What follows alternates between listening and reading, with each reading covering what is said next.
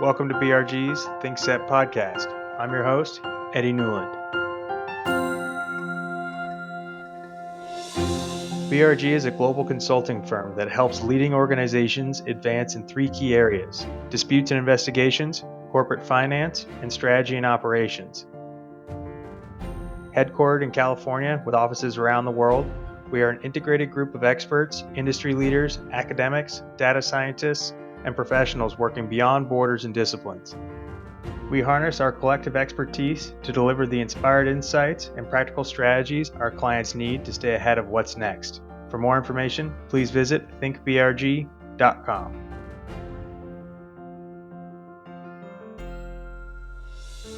On today's episode of the Think Set podcast, we'll be speaking with BRG Principal Steven Parker. Steven leads BRG's financial investigations and regulatory compliance practice in the APAC region. He has more than 25 years of experience in Asia between mainland China and Hong Kong. He specializes in forensic accounting investigations, litigation support, risk management, and regulatory compliance. We spoke with Steven in anticipation of the finalization of the United States Phase 1 trade deal with China. Steven talked about the evolving regulatory environment, the future of joint ventures, and his increased focus on risk management for companies looking to invest in the region.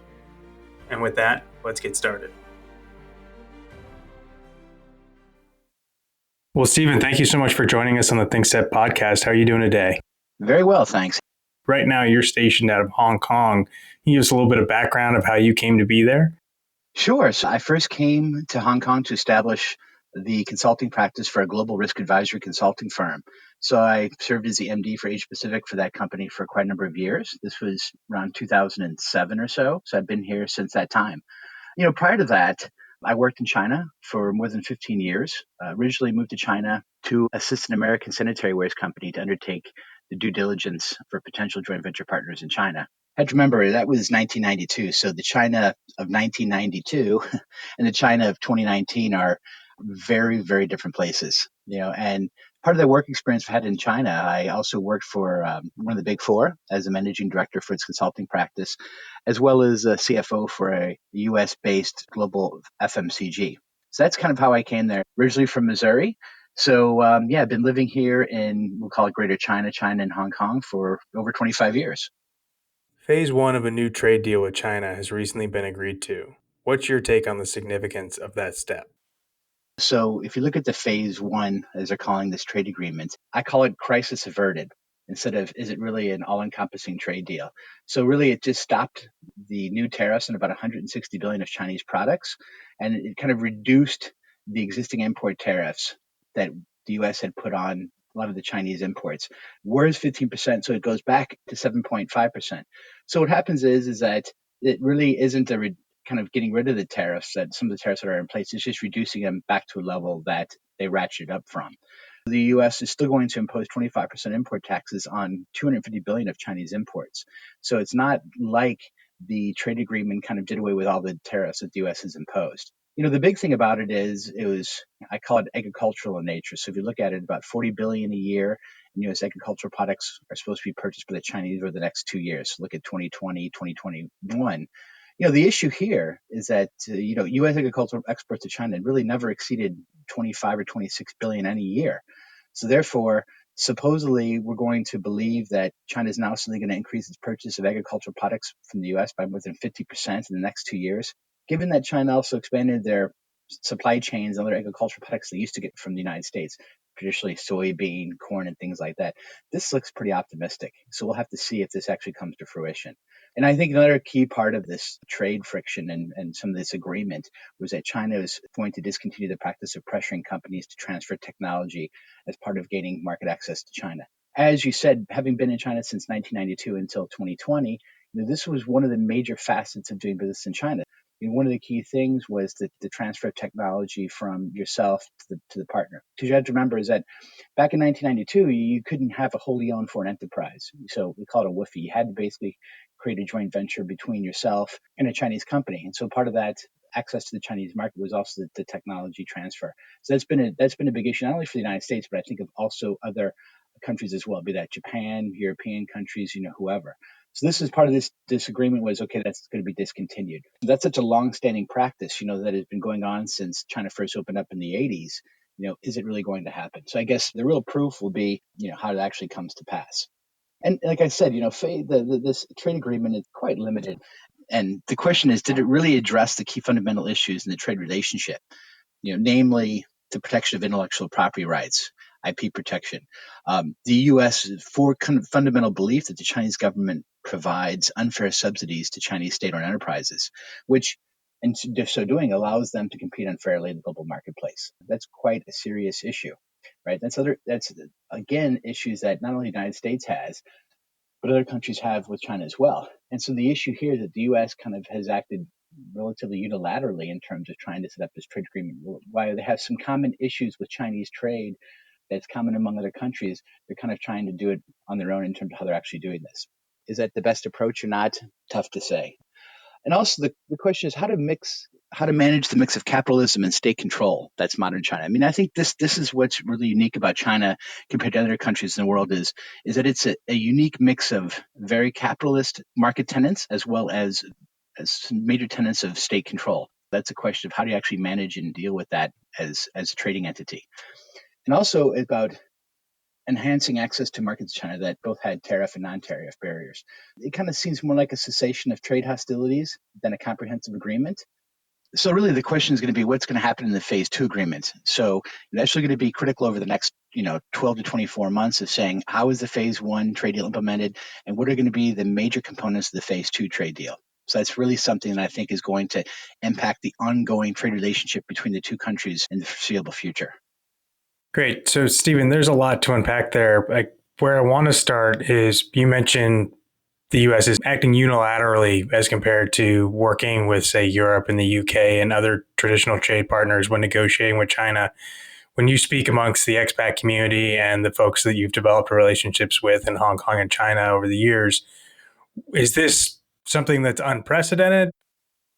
That's pretty much the US's major modus operandi in a lot of cases. I mean, traditionally, I think because China has such a large economy, and the future of its economy is only going to continue to grow. The concerns that the US has is the same concerns that other countries has. The question is always going to be, would it have been better to work with like-minded partners to try to resolve these issues rather than trying to do it unilaterally? So the question is, how is that going to work itself out? I would believe that had the United States kind of tried to work with major partners with similar issues, say the EU, say Japan, say any other country that might have similar trade issues with China, maybe it would have been better to kind of have a more of a multilateral, multifaceted approach. But, as we said, we won't know that until we see what the phase 2 trade agreement really looks like. What is the timeline in your understanding right now for phase 2? China tends, and the U.S. as well, tends to move things at more of a moderate pace rather than trying to push things like an overreaching trade agreement very quickly. So in terms of the phase 2 timing, I don't think that's been any kind of timeline set in stone. Another thing that you mentioned was wholly owned corporations that traditionally anybody that wanted to enter China, they would have to not only abdicate their IP rights and transfer the technology and the information behind the business, but that they would never be able to own 51% of the company, that at least 50% of the company had to be owned on mainland China. As I understand it, that's changing now, right? China's reformed a lot. So what happens is that, first when we went into China, you could actually own more than 50%. The problem is it couldn't be wholly owned. So it couldn't be 100% owned by a foreign entity. There had to be some type of ownership from a partner, from a Chinese partner side. So whether that was 50-50, 51-49, 60-40, something like that. So there had to be some kind of Chinese ownership and some kind of, equity interest from a Chinese side in it. That was changed. The way they reform is very systematic. And so what happens is over time, they open things up. Wholly owned foreign enterprises could own 100% of their entity, not have to have a Chinese partner. Some industries, like you mentioned, like financial services, were more heavily regulated where you couldn't actually do that. Automotive was something that's quite similar to that. And so now, the last couple of years, the Chinese government has enacted additional reforms. And part of this phase 1 trade agreement is those other areas where, as U.S. demanded, had foreign companies could have better access to the markets, which means that they could actually own, 100% of their entities. So as you mentioned, a lot of the banks, a lot of the foreign financial institutions have now eventually had a joint venture, but now are looking to kind of buy out the joint venture partner and have 100% equity stake of the organization itself in China. So that's a big change.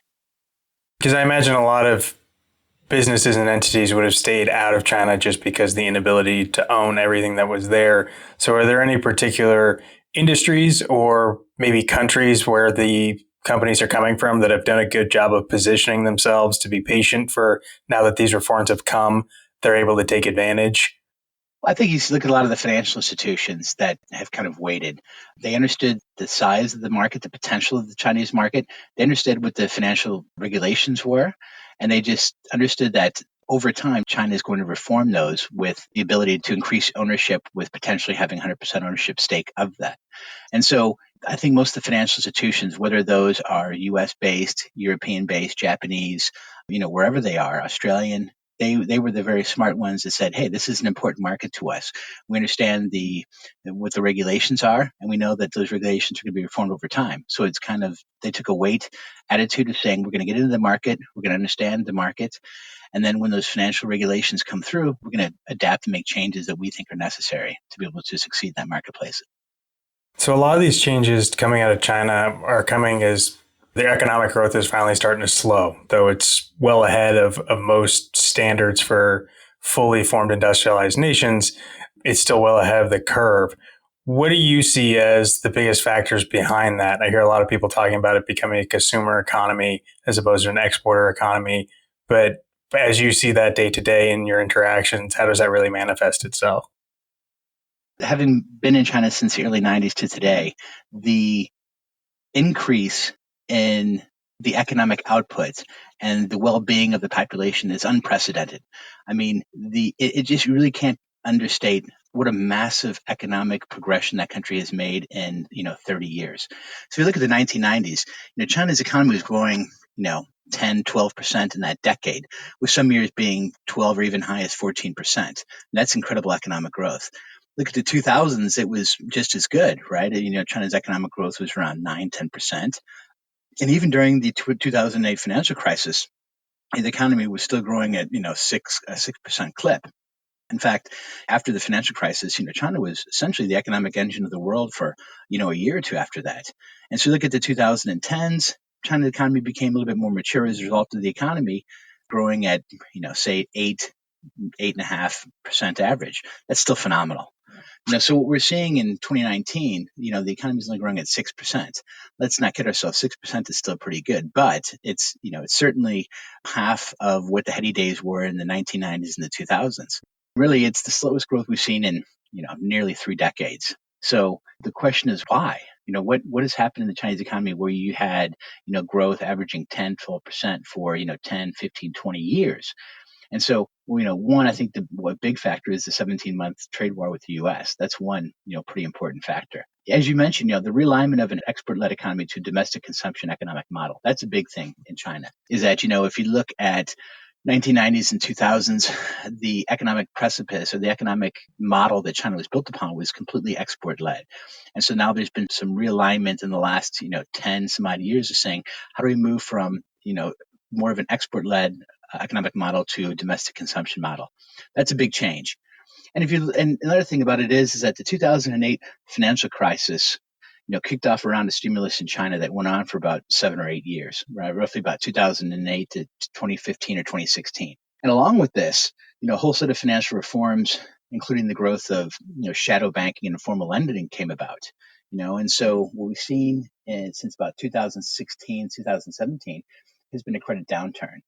So what happens in 2016, most of the financial reforms are discontinued. So this resulted in a pretty significant drop for the last 2 or 3 years in credit availability. Credit was cheap in China for, after the financial crisis for the next 7 years, and companies were gobbling up cheap credit. And so what happens is suddenly they said, okay, we need to reduce the credit availability. And so the reduction in credit and credit availability is particularly pronounced in the private sector, particularly, and notably in medium and smaller size enterprises.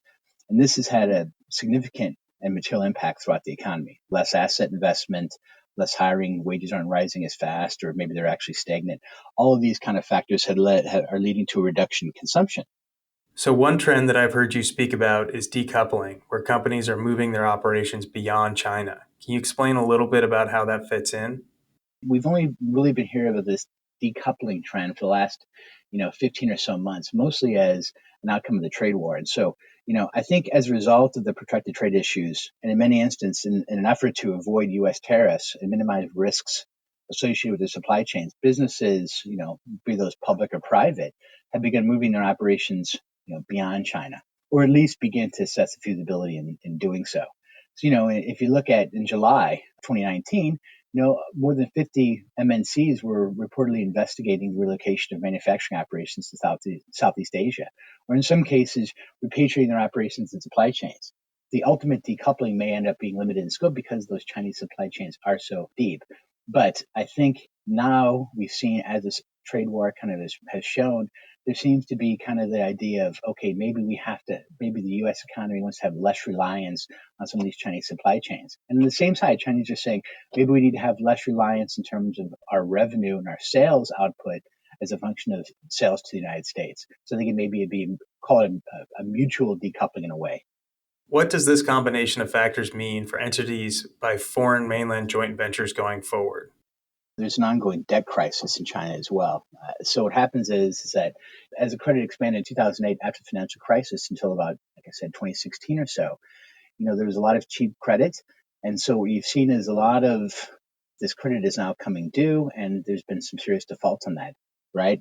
So in this perfect storm of events, all warning signs continue to flash red. So all the red flags you see, the potential issues with the market are kind of flying now. And so if you look at what those red flags are, those usually kind of relate to instances of fraud, bribery, and corruption. When you have economic conditions like you're having in China today, you see the instances for fraudulent activity, kickback schemes, bribery. Those kinds of issues increase exponentially. And so the ongoing trade conflict with the United States, a slowing domestic economy, transition from an export-led to consumer-driven economy, increasing corporate debt, a highly competitive marketplace that is slowing growth to rates not seen since 30 years. So you look at the culmination of these events has set the scene for increased issues affecting foreign investment in China, especially related to fraud, bribery, corruption, and to rise. And not only to rise, but to rise pretty rapidly. So the need, therefore, for companies to review their exposure and monitor and assess risks related to fraud, bribery, and corruption are now more than ever kind of critical. And so what you're seeing now in China might be occurrences of financial statement fraud, asset misappropriation, bribery, kickback schemes with customers and suppliers, anything that one could make the balance sheet and the income statement look better, or two, to get asset malfeasance from employees there. Take, for example, firms that are facing tightened liquidity and facing potential insolvency. So instances of fraud and corruption become amplified in those kind of situations. So you're looking at risks ranging from financial statement fraud to improper financing to improper utilization of funds to asset misappropriation. Those become much more common and frequent in this kind of environment. It's critical that companies understand and monitor major changes to its financial statements, to its cash flows, to its working capital. So financial statements from Chinese business partners also should be scrutinized in more detail. For firms that are reviewing and assessing their China operations, be that downsizing, rationalizing, talk about this decoupling process, risk related to asset misappropriation, siphoning of funds, employee malfeasance, those become much more elevated, right? If you're working at a company and hey, they're going to leave China or they're going to kind of move the operations to a different country, and nobody's hiding that fact, and kind of studies are ongoing, everybody in the company knows that. Don't be surprised when you see, issues related to asset misappropriation, siphoning of funds, things like that happen. Has the government reacted in any way yet, or do you see down the line that might be something that they'll need to address with reforms? China has been very active in terms of the space, right? They have laws, set up for anti-bribery. They have laws governing corruption, things like that. So that's something that they understand. And I have to say, having worked in China for 25 plus years, having done countless investigations to fraud and asset misappropriation there, the situation has improved dramatically. And the government has taken tacit steps to improve the overall business environment there. So I think they'll continue to do that. But you can't put all that on the government. I mean, it really becomes the responsibility of the firm itself to ensure that, hey, what kind of internal controls do we have? The companies must enhance their risk assessments and do their due diligence, ensure its internal controls and its government structures are not only in place, but are, effective. And this applies not only to their own operations, but also to the key partners, agents, customers, suppliers, and other significant third parties. It's also imperative to understand, major changes in the financial statements.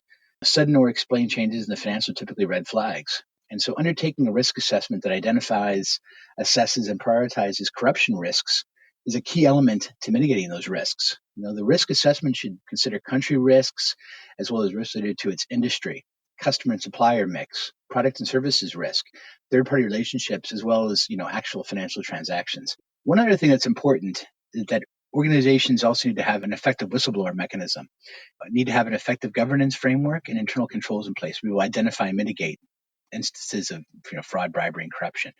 One of the things about it is most times, how is fraud detected? Well, typically it's two ways. It's one through it's a whistleblower, or it's through internal audits. And so if you don't actually have an effective and comprehensive internal audit compliance program, as well as an effective whistleblower mechanism, then the ability to kind of detect that fraud is reduced significantly. Additionally, the organizations have to be proactive when it comes to internal investigations, validations of fraud, lest they find themselves under ever increasing regulatory scrutiny. So properly executed risk assessment exercise provides management with the foundation for the formulation of good, strong, robust governance program.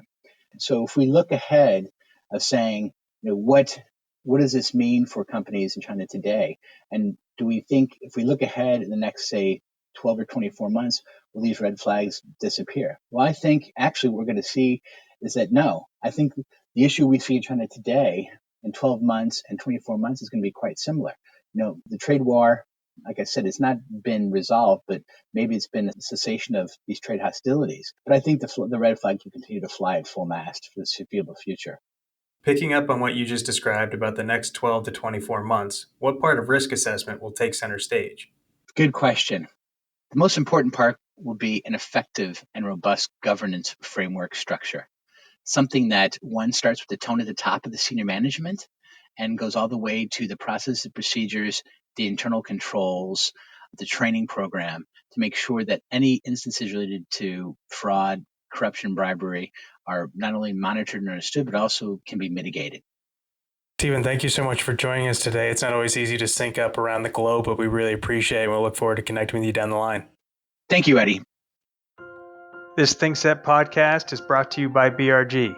You can subscribe to the podcast and access other content from ThinkSet Magazine by going to thinksetmag.com. Don't forget to rate and review on iTunes as well. I'm Eddie Newland, and thanks for listening.